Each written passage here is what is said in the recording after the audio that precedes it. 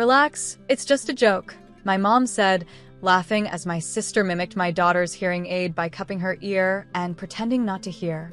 The table erupted in laughter, except for me, my husband, and my little girl, Ava. Ava's face flushed crimson. She was only 9, and her small hands trembled as she lowered her fork. I saw her blinking fast, pretending she wasn't about to cry.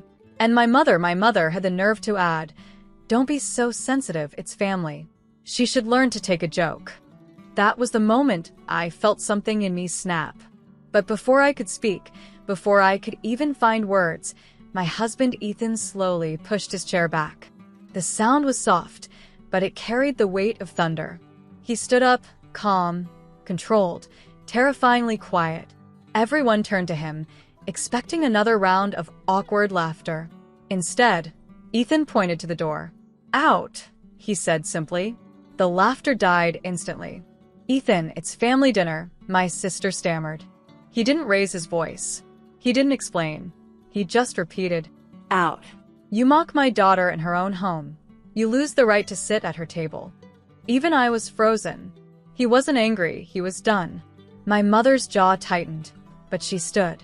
My sister scoffed, grabbed her purse. 5 minutes later, they were gone. And I thought that was the end.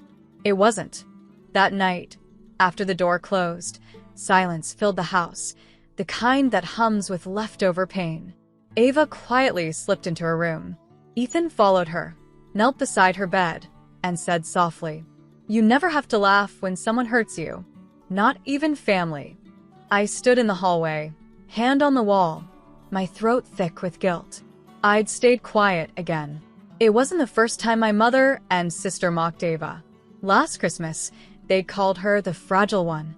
On New Year's, my sister had joked, "At least she can't hear your bad parenting." I'd told myself it was better not to fight, better to keep the peace. But peace had never been their goal. They wanted submission dressed as harmony. When I walked into our bedroom later, Ethan was sitting on the edge of the bed, scrolling through his phone. His jaw was tight. "They don't get to do this again," he said. I hesitated. "They're my family, Ethan." He looked up, eyes sharp, voice low. "And Ava is ours." That single sentence pierced straight through me. He turned his phone screen toward me, an email draft to our lawyer. Subject line, "Termination of property agreement." I frowned. "What is that?" He said quietly, "Tomorrow morning, they'll find out who really owns that house they've been living in rent-free." My heart stopped. I couldn't sleep that night. Ethan lay beside me, calm as stone, while my mind spiraled between shock and disbelief. "That's too much," I whispered into the dark. "It'll destroy them." He turned his head slightly, his voice steady. "They already destroyed something, Maya, your spirit." That hit deep. Because he was right. I'd spent years trying to win my family's approval, bringing gifts, hosting dinners, pretending their insults were just words. When they mocked my marriage, I stayed quiet. When they mocked my daughter, I smiled through tears. Every time I chose silence, they grew louder. By morning, Ethan was already dressed. He kissed Ava's forehead, told her he was going to work, and left. I thought maybe he'd calm down. Maybe he wouldn't actually send that email. But when my phone buzzed at 8:15 a.m., the subject line said it all. "Transfer executed." Panic flooded my chest. I called him. He didn't answer. An hour later, my mother called instead, her voice sharp enough to cut glass. "Maya, what is this nonsense?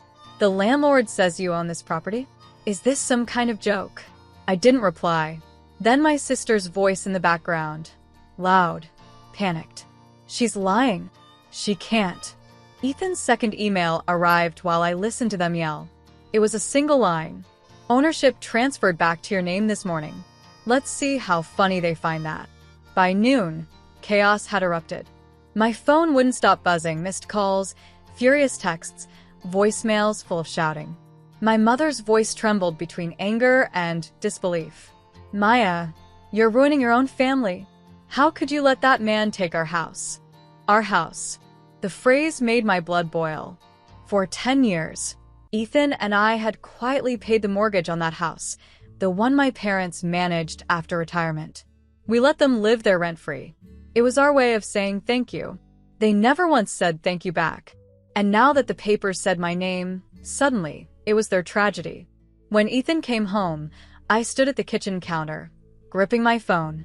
"They're furious," I said, my voice shaking. He poured himself a glass of water. Good. "Ethan, my mom's crying. My sister says she's calling a lawyer." He looked up. "Let her. Maybe she'll finally read a contract before mocking a child next time." His words hit like a gavel. Cold, final, but just. That night, Ava sat between us at dinner, eating quietly.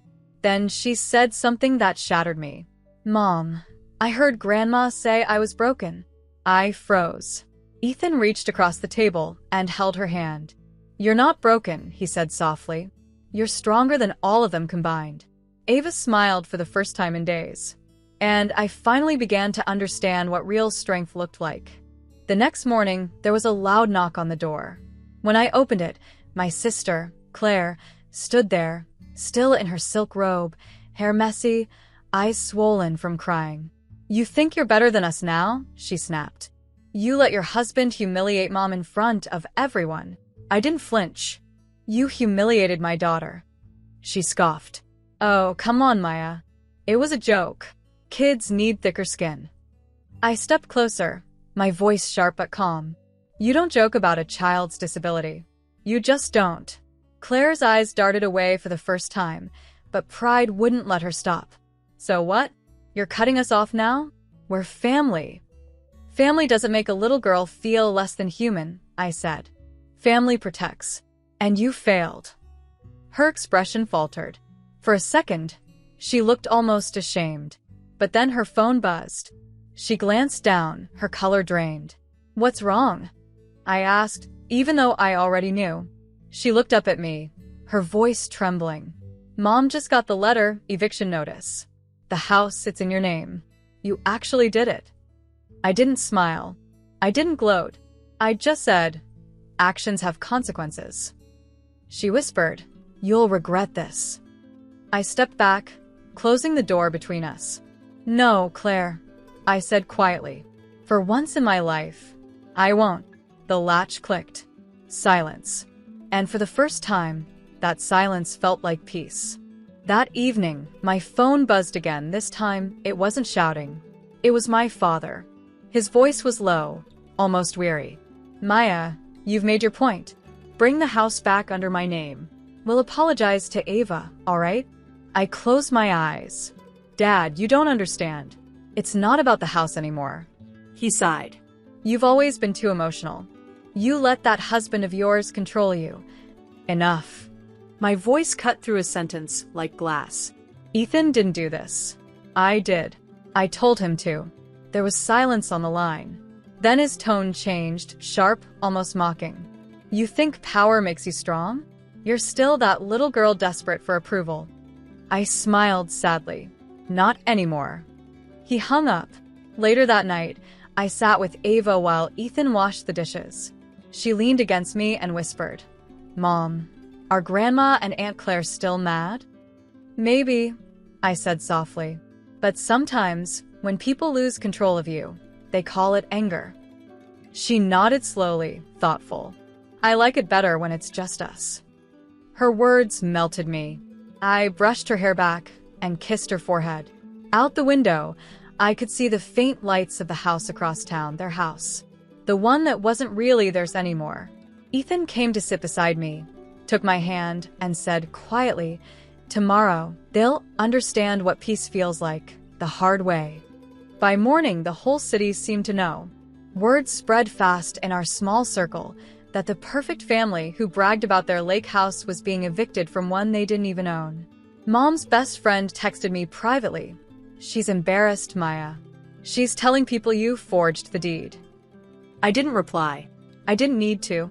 At noon, a moving truck showed up in front of their house.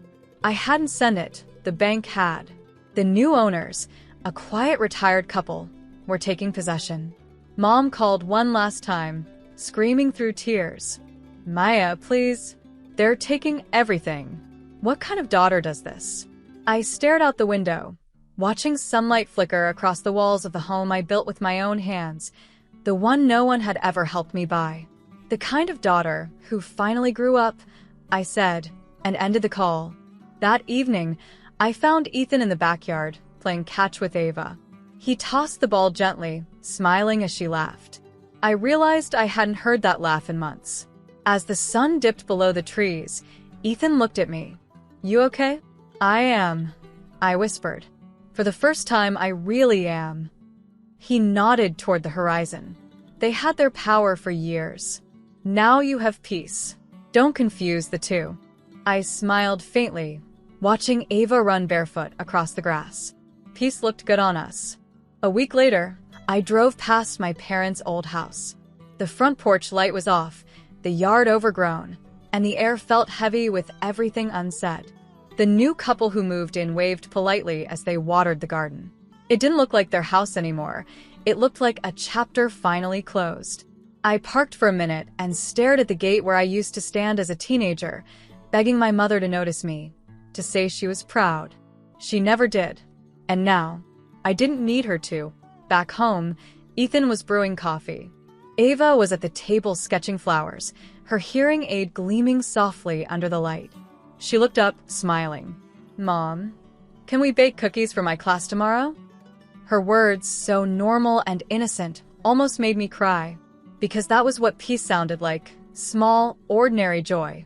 I nodded, smiling back. "Of course we can, sweetheart." When Ethan handed me a mug, he asked quietly, "Would you ever forgive them?" I thought for a moment. Maybe one day, but forgiveness doesn't mean they get to come back. He smiled, understanding. That night, as I tucked Ava into bed, she whispered, "Mom, thank you for protecting me." Tears pricked my eyes. "Always," I said softly. "That's my job." I turned off the lights, walked out, and for the first time in years, closed the door without looking back.